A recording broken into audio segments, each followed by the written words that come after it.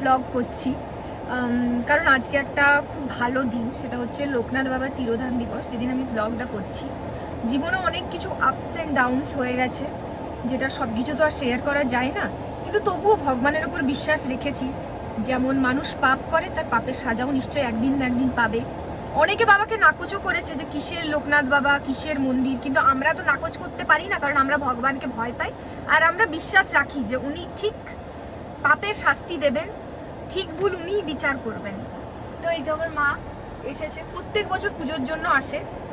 আর এখান থেকে ব্লগটা স্টার্ট করছি। আমরা যাচ্ছি মন্দিরে, পুজো শুরু হবে। এবছর পুজো দেওয়া যাবে না, আমরা পুজোতে বসতে পারবো না, কারণ তার একটা রিজন আছে।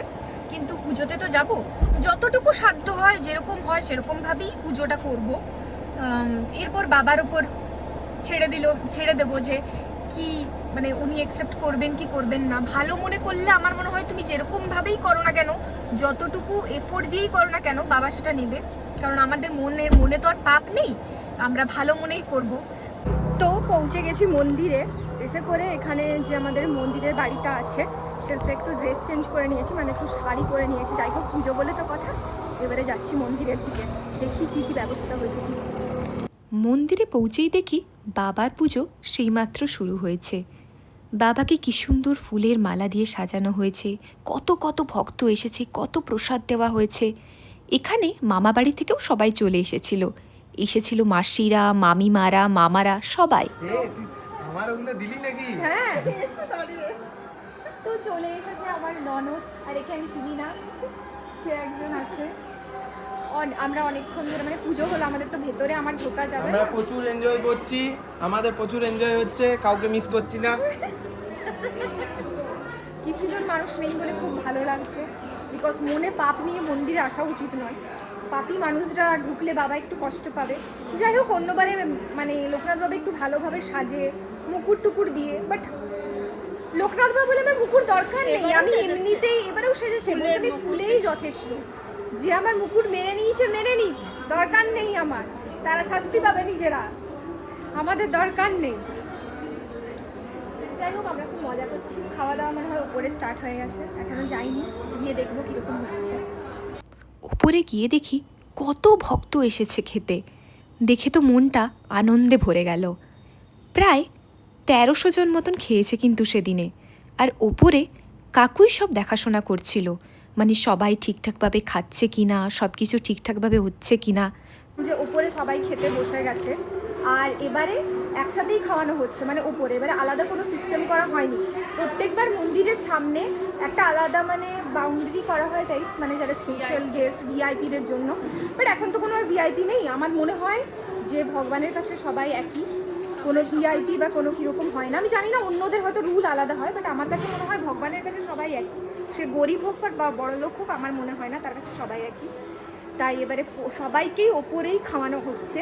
সে কষ্ট করে যাক, সে যেমন করে যাক, কিন্তু ভগবানের জন্য সবাই পায়ে ব্যথা নিয়েও ওপরে উঠে গেছে।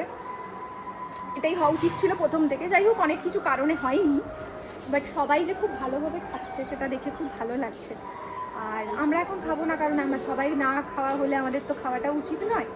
আর এটাই আর কি বলবো, খুব মজা করছি, সবাই একসাথে হয়েছে অনেক দিন পর। এটা মানে মজা আমরা আগেও করতাম, কিন্তু এটা আলাদা ধরনের মজা, কারণ এই এখন যে আমাদের সবাই আছি, এদের মনে আমাদের মধ্যে কোনো খলপেজ বা পাপ নেই কারো মনে, তাই খুব ভালো লাগছে।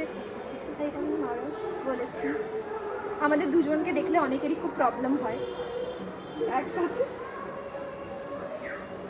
কিন্তু তাতে আমাদের কিছু করার নেই। যার প্রবলেম হয় সে এখানে আছে, মানে কি বলে, পুকুর আছে, এখানে এসে ডুবে যেতে পারে, যার প্রবলেম হয়। আমাদের কিছু করার নেই এতে।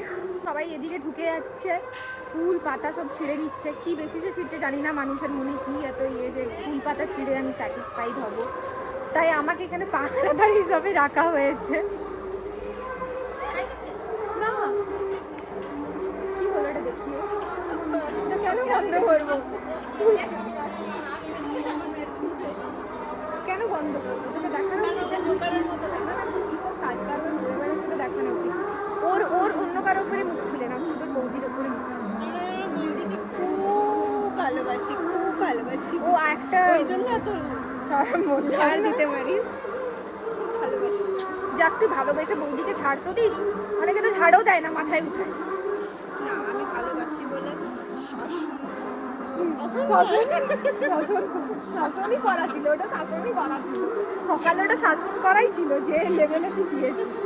নিজেই কেটে দিল ফোন, নিজেই বলে নিজেই কেটে দিল, বলতেও দিল না, এমন অবস্থা। এই মাত্র আমাদের খাওয়া শেষ হলো, মানে এত লেট হলো, মানে এখন ওপরে সবার খাওয়া হয়ে গেছে না, ওপরে সবার খাওয়া কমপ্লিট মোটামুটি, না হয়ে গেছে, ওপরে খাওয়া শেষ। যারা কাজ করছিল তারা মনে হয় খাচ্ছে, যারা মানে খাবার সার্ভ করছিল বা যারা মাসিরা ছিল তারা খাচ্ছে। আমরা এই মাত্র খেয়ে উঠলাম।